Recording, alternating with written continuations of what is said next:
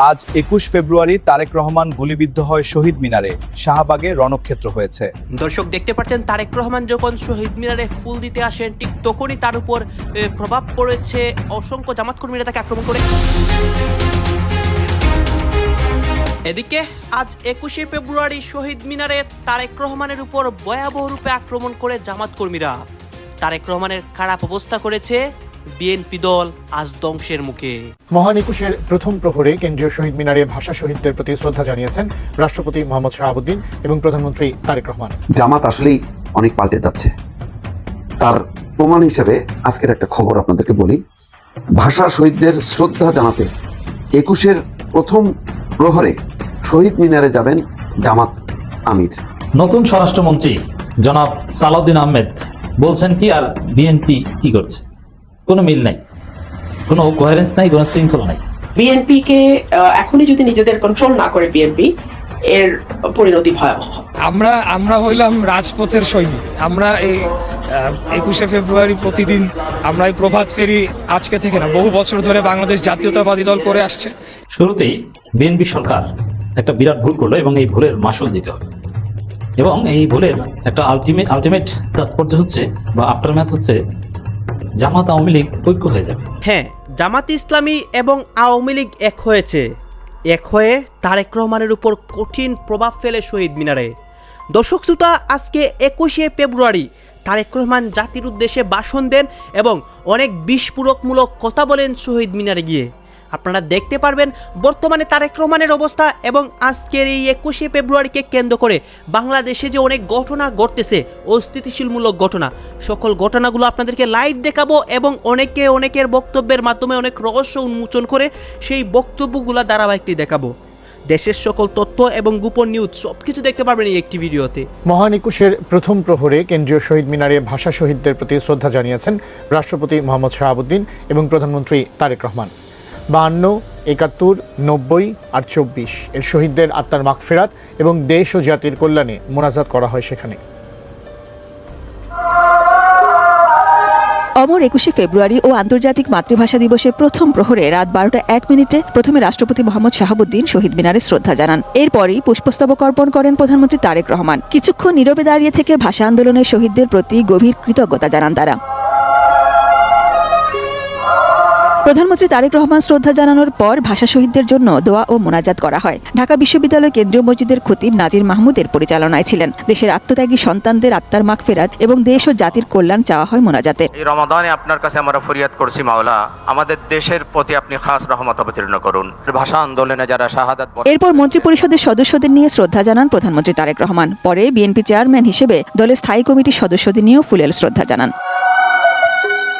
এরপর তারেক রহমানের সঙ্গে ছিলেন স্ত্রী জুবাইদা রহমান ও মেয়ে জাইমা রহমান। শহীদ প্রেসিডেন্ট জিয়াউর রহমান এবং বেগম খালেদা জিয়ার পরিবারের পক্ষ থেকে। তারপর সেনাবাহিনীর প্রধান জেনারেল ওয়াকারুজ্জামান, নৌবাহিনীর প্রধান অ্যাডমিরাল মোহাম্মদ নাজমুল হাসান, বিমান বাহিনীর প্রধান air chief marshal Hasan Mahmud Khan শহীদদের স্মৃতিতে শ্রদ্ধা জানান। বিরোধী দলীয় নেতা ও জামায়াতে ইসলামীর আমির শফিকুর রহমান ১১ দলীয় নির্বাচনী ঐক্যের পক্ষ থেকে নবনির্বাচিত সংসদ সদস্যদের সঙ্গে নিয়ে শহীদ মিনারে শ্রদ্ধা নিবেদন করেন। ঢাকায় নিযুক্ত বিভিন্ন দেশের রাষ্ট্রদূত, হাই কমিশনার ও কূটনীতিক, নির্বাচন কমিশন, মন্ত্রিপরিষদ সচিব, প্রধানমন্ত্রীর মুখ্য সচিব শ্রদ্ধা জানান একে একে। এরপর পর্যায়ক্রমে ঢাকা বিশ্ববিদ্যালয়ের উপাচার্য, ঢাকা বিশ্ববিদ্যালয় শিক্ষক সমিতি এবং বিভিন্ন রাজনৈতিক দল, সংগঠন ও প্রতিষ্ঠানের পক্ষ থেকে শহীদ মিনারে পুষ্পস্তবক অর্পণ করা হয়। বেদিতে যাওয়ার আগে স্থানীয় সরকার, পল্লী উন্নয়ন ও সমবায় মন্ত্রণালয়ের মন্ত্রী এবং বিএনপির মহাসচিব মির্জা ফখরুল ইসলাম আলমগীর বলেন, বাংলাদেশের জনগণের মতো ২১ও দীর্ঘ ফ্যাসিবাদের পর এখন মুক্ত। ফ্যাসিস্ট শাসনের যাতা করে থেকে ২১ ছিল অবরুদ্ধ। এই নতুন ২১-এর যে অনুপ্রেরণা, সে অনুপ্রেরণা নিয়ে আমরা সামনের দিকে নিঃসন্দেহে জনগণের কল্যাণের জন্য আমরা কাজ করতে সক্ষম হব। ২১শে ফেব্রুয়ারি কেবল ভাষা শহীদদের প্রতি শ্রদ্ধা জানানোর দিন নয়, বরং তারা যে ভাষার জন্য প্রাণ দিয়েছেন সেই ভাষার সঠিক ব্যবহার ও চর্চা বাড়ানোর তাগিদ তৈরি করে। বিশ্বের সকল প্রান্তে সকল বাংলাদেশি শুধু নয়, সকল ভাষাভাষী তারা নিজ ভাষাটিকে ভালোবাসেন, কদর করেন এবং সঠিকভাবে চর্চা করেন, সেই চাহিদা তৈরি করে ২১শে ফেব্রুয়ারির এই দিনটি।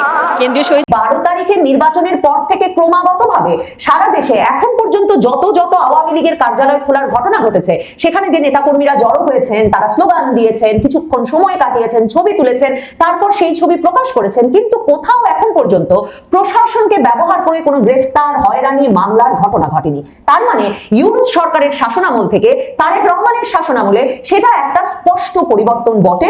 নাহিদ ইসলাম যেটাকে গ্রিন সিগন্যাল বলছেন। বাংলাদেশের পঞ্চগড় থেকে দিনাজপুর, দিনাজপুর থেকে খুলনা, শেরপুর, বরগুনা সহ দেশের বিভিন্ন জায়গায় নির্বাচনের দিন থেকেই আওয়ামী লীগ কার্যালয় খোলার খবর আসতে শুরু করেছে এবং 12 ফেব্রুয়ারির নির্বাচনে বিএনপির জয়লাভের পর থেকে সারা দেশে আওয়ামী লীগের কার্যালয় খোলা, খুলে বঙ্গবন্ধুর ছবি টানিয়ে দেওয়া, দলীয় সভানেত্রী শেখ হাসিনার ছবি টানানো, ফুল দেওয়া, জয় বাংলা স্লোগান দেওয়া এবং যেই নেতা কর্মীরা গিয়ে কার্যালয়গুলো খুলছেন তাদের ছবি প্রকাশ, এসব ঘটনায় যে বিএনপির এক রকমের প্রচ্ছন্ন সায় আছে সেটা জাতীয় নাগরিক পার্টির নেতা নাহিদ ইসলাম রীতিমতো সংবাদ সম্মেলন করে বলেছেন। তিনি বলেছেন বিএনপির গ্রিন সিগন্যাল ছাড়া আওয়ামী লীগের পক্ষে সারা দেশে রাজনৈতিক কার্যালয়গুলো খোলা কিছুতেই সম্ভব হতো না। বিএনপি যদি সত্যি আওয়ামী লীগকে ফিরে আসার পরিসর তৈরি করে দেয় তাহলে তারা এই ঘটনা প্রতিহত করবেন।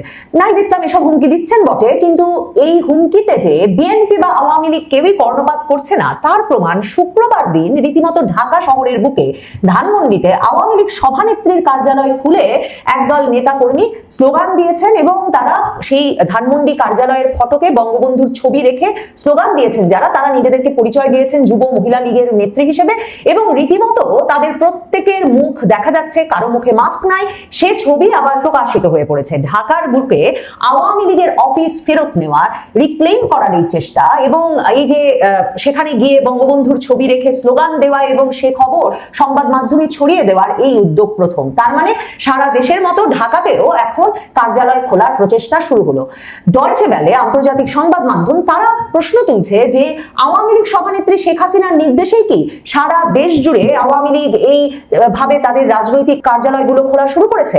শেখ হাসিনা কি আওয়ামী লীগের কার্যালয় খোলার নির্দেশ দিয়েছেন? এই শিরোনামে ডয়েচে ভেলে যে সংবাদ করেছে সেখানে তারা বলেছেন যে জাতীয় সংসদ নির্বাচনের পর থেকে দেশের কয়েকটি এলাকায় এতদিন ধরে বন্ধ থাকা আওয়ামী লীগ কার্যালয় খুলতে শুরু করেছেন দলের নেতাকর্মীরা। অন্তত একটি এলাকায়, মানে পঞ্চগড়ে প্রথম যে এলাকায় খোলার খবর আসে সেই মানে কার্যালয় খোলবার সময় রীতিমতো সেখানকার বিএনপি নেতা উপস্থিত ছিলেন। পরে অনেকগুলো কার্যালয় বন্ধ ঘোষণা করা হয়েছে, ভাঙচুর হয়েছে, আবারও বৈষম্য বিরোধী ছাত্র আন্দোলনের নেতা কর্মী পরিচয়ে একদল গিয়ে আগুন দিয়েছে। এসব ঘটনা ঘটেছে, খুলনায় ঘটেছে, দিনাজপুরে ঘটেছে। পঞ্চগড়ের নেতা বলেছেন যে না, তিনি আওয়ামী লীগ অফিস না অন্য কার্যালয় ভেবে সেই কার্যালয় খুলে দিয়েছেন। কিন্তু এই প্রতিবেদনটিতে, ডয়েচে ভেলের এই প্রতিবেদনে আওয়ামী লীগ নেতা বাহাউদ্দিন নাসিমকে যখন জিজ্ঞেস করা হয়েছে যে শেখ হাসিনা কি এরকম কোনো নির্দেশ দিয়েছেন, হঠাৎ করে দলের সব নেতাকর্মীরা মিলে দেশের জায়গায় জায়গায় এই রাজনৈতিক কার্যালয়গুলো খোলা শুরু করলো কেন, তখন আওয়ামী লীগের যুগ্ম সাধারণ সম্পাদক আফম বাহাউদ্দিন নাসিম ডয়েচে ভেলেকে টেলিফোনে বলেছেন আমাদের নেত্রীর নির্দেশনা হলো আমাদের পোড়া বাড়িতেও যেতে হবে। তিনি বলেছেন যে তার নির্দেশ হলো, নেত্রীর নির্দেশনা হলো তৃণমূল থেকে সব পর্যায়ের কার্যালয়ে আমাদের যেতে হবে। 32 নম্বর ধ্বংস করা হয়েছে, নেতাকর্মীদের বাড়িঘর পুড়িয়ে দেওয়া হয়েছে, আমাদের নেতাকর্মীরা তো দেশে আছে। এখন যেহেতু ডক্টর ইউনূসের বিদায়ের স্বস্তি ফিরে এসেছে তাই নেতাকর্মীরা কার্যালয়ে যাচ্ছে, কার্যালয় খুলছে। আমরা হইলাম রাজপথের সৈনিক। আমরা এই 21শে ফেব্রুয়ারি প্রতিদিন আমরা এই প্রভাত ফেরি আজকে থেকে না, বহু বছর ধরে বাংলাদেশ জাতীয়তাবাদী দল করে আসছে এবং বিগত বছরগুলোতে আমরা ঘন্টার পর ঘন্টা অযথা আমাদেরকে দাঁড় করিয়ে রেখেছে প্রতিকূলতা, আগের দিন রাতে গ্রেফতার, নানাবিধ প্রতিকূলতা। এত ঝড় ঝঞ্ঝাটের মধ্যেও আমরা কোনোদিনও 21শে ফেব্রুয়ারিকে ভুলে যাই নাই এবং আমরা সর্বোচ্চ শক্তি দিয়ে আমরা সবসময় আমাদের সাংগঠনিক দক্ষতা নিয়ে আমরা এখানে এসে শ্রদ্ধা নিবেদন করেছি। তো আজকে একটা বেটার পরিবেশ, মুক্ত পরিবেশ, সবাই যার যার মতো তাদের শ্রদ্ধা নিবেদন করতে আসছে। এটাই তো আমাদের আন্দোলনের মানে উদ্দেশ্য ছিল, তো সেটি সফল হয়েছে। এখন দেশকে সামনের দিকে এগিয়ে নিয়ে যাওয়ার পালা। এবং আমরা দেখলাম যে প্রথমবারের মতো জামাতও এখানে শ্রদ্ধা জানাতে আসলো। আপনি আসলে ব্যক্তি হিসেবে এখন মন্ত্রী হিসেবে কেমন বোধ করছেন এইসব বিষয় থেকে?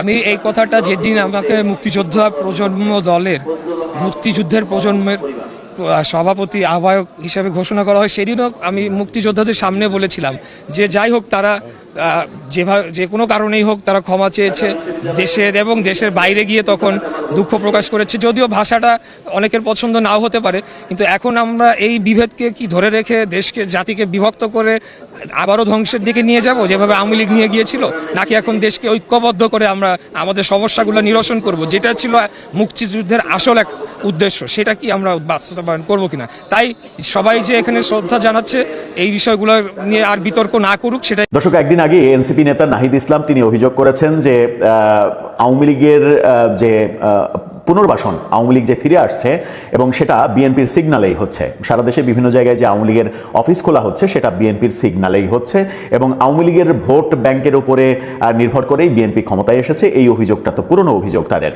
সেই অভিযোগ যখন তারা করছেন, আমরা সারা দেশে আওয়ামী লীগের অফিস বিভিন্ন জায়গায় খোলার ঘটনা দেখছি এবং এই ঘটনার রিভার্স ঘটনাও দু এক জায়গায় হচ্ছে। বিভিন্ন জায়গায় মবের ঘটনা ঘটছে, নতুন করে আগুন জ্বালানোর ঘটনা ঘটছে। এরকম পরিস্থিতিতে আজকে এই প্রশ্নটা আরো বেশি গুরুত্বপূর্ণ হয়ে উঠবে যে সত্যি সত্যি বিএনপির সিগনালে আওয়ামী লীগের অফিস আবারও সচল হচ্ছে কিনা। সেই প্রশ্নটা উঠবে যখন আমরা আজকে দেখেছি একটা ভিডিও ছড়িয়ে পড়তে এবং সেটাকে নিয়ে গণমাধ্যমে নিউজ হতে। সেটা হচ্ছে যে আওয়ামী লীগ সভানেত্রী ধানমন্ডির যে অফিস, ধানমন্ডি তিনে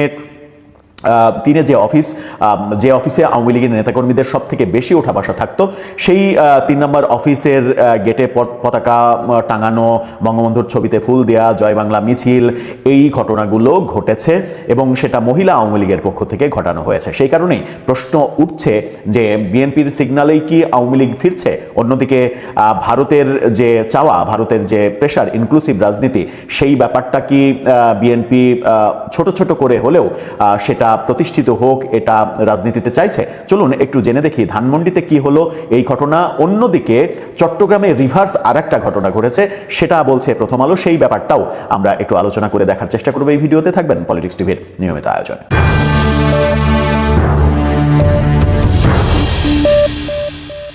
দর্শক, বলছিলাম রাজধানীতে ধানমন্ডি ৩-এ সাবেক প্রধানমন্ত্রী শেখ হাসিনার যে দলীয় কার্যালয়, সেই কার্যালয়ে আজকে পতাকা টাঙানো, বঙ্গবন্ধুর ছবি, সেখানে ছবিতে ফুল দেয়া, মিছিল, এই ঘটনাগুলো ঘটেছে। ২১শে টেলিভিশনের এই শিরোনামটা দেখে নিতে পারেন। সেখানেই বলা হচ্ছে এবার আওয়ামী লীগের ধানমন্ডি অফিসের ফটকে বঙ্গবন্ধুর ছবি রেখে স্লোগান। সেখানে মহিলা আওয়ামী লীগের বেশ কয়েকজন, ছবিতে কয়জনকে দেখা যাচ্ছে, ছবিতে ৮-৯ জনকে দেখা যাচ্ছে, তারা সেখানে মিছিল করেছেন এবং মানে পতাকা টাঙিয়েছেন। বলা হচ্ছে যে প্রায় ১.৫ বছর পর এবার আওয়ামী লীগের সভাপতির রাজনৈতিক কার্যালয়ের ফটকের সামনে জাতীয় পতাকা ও বঙ্গবন্ধুর ছবি রেখে স্লোগান দিয়েছে যুব মহিলা লীগের এক দল নেত্রী।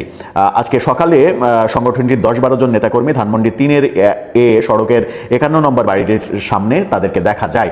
এ বিষয়ে সংগঠনটির একজন নেত্রী টেলিফোনে গণমাধ্যমকে বলেন, আজকে আমরা একটু রিস্ক নিয়ে গিয়েছি, ধানমন্ডির এই আওয়ামী লীগ অফিস আবারও মুখরিত হয়ে উঠবে, এমনটাও আশা প্রকাশ করেন তিনি।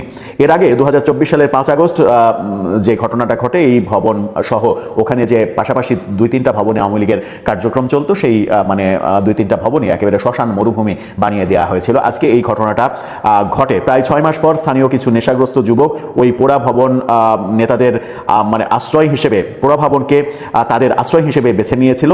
আবার স্থানীয় কিছু লোককে ভবনটি ঘিরে পাহারা দিতেও দেখা যেত। আওয়ামী লীগ নেতাকর্মীদের কেউ সেখানে গেলে টাকা পয়সা হাতিয়ে নিয়ে পুলিশ দিয়ে ধরিয়ে দেওয়ার ঘটনা ঘটেছে এবং সেটা একেবারেই মূল রাস্তার এত কাছে যে ওখানে স্লোগান দেওয়া এবং সমবেত হওয়া, এটা কিন্তু খুবই রিস্কি। সেই কাজটা তারা করেছেন। সেই কাজটা তারা যখন করেছেন তখনই প্রশ্ন আসছে যে এই ঘটনাগুলো নাহিদ ইসলামের অভিযোগ মতে সত্যি সত্যি বিএনপির সিগনালেই হচ্ছে কিনা, কিংবা বিএনপির হয়তো মানে মূল ঘটনাটা এরকম যে বিএনপির হয়তো কোনো সিগনাল নেই, বিএনপি এই ব্যাপারগুলোতে কোনো হস্তক্ষেপ করতে চাইছে না। তারা চাইছে যে আওয়ামী লীগ আস্তে আস্তে রাজনীতিতে এভাবে সরব হোক, তাদের উপরে যে নিষেধাজ্ঞা, সেই নিষেধাজ্ঞা তুলে নেওয়া হবে এক সময়, তুলে নেওয়ার মাধ্যমে গণতান্ত্রিক পরিবেশ আবার চালু হবে, যেটার বিরুদ্ধে সোচ্চার এনসিপি, জামাত সহ তাদের জোট, এবং তারা হুঙ্কার দিচ্ছে যে আওয়ামী লীগের পুনর্বাসন জীবন দিয়ে হলেও, রক্ত দিয়ে হলেও ঠেকাবো। মানে তাদের রাজনীতিটা, এনসিপির রাজনীতি মূলত আওয়ামী বিরোধিতার রাজনীতি ছাড়া আদতে গত মানে জন্মের পর থেকে 2025-এর ফেব্রুয়ারিতে জন্ম, তাদের মানে প্রায় 1 বছর পূর্ণ হতে চলেছে। সেই 1 বছরে এই আওয়ামী লীগের বিরুদ্ধে ন্যারেটিভ তৈরি করা ছাড়া তাদের রাজনীতিতে আমরা নতুন কিছু দেখিনি। এই ঘটনা যখন রাজধানী ধানমন্ডিতে হচ্ছে, তখন অন্যদিকে রিভার্স ঘটনা ঘটেছে চট্টগ্রামে। প্রথম আলো শিরোনামটা দেখে নিন। সেখানে বলছে, কার্যক্রম নিষিদ্ধ আওয়ামী লীগের ঝটিকা মিছিল থেকে থেকে গ্রেপ্তার ৮। চট্টগ্রামে মিছিল করা জন্য ব্যানার সহ ৮ জনকে গ্রেপ্তার করা হয়েছে। আওয়ামী যুবলীগের সদস্য তারা। কোতোয়ালি থানার রাইফেল ক্লাবের সামনে থেকে তাদের গ্রেপ্তার করেছে পুলিশ। গ্রেপ্তারকৃত ব্যক্তিরা হলেন তুষার, আবদুল্লাহ আল নোমান, রাকিব, ইব্রাহিম হোসেন, শরীফ হোসেন, মাসুদুর রহমান, রিয়াদ হোসেন ও হামিদ মিয়াজি।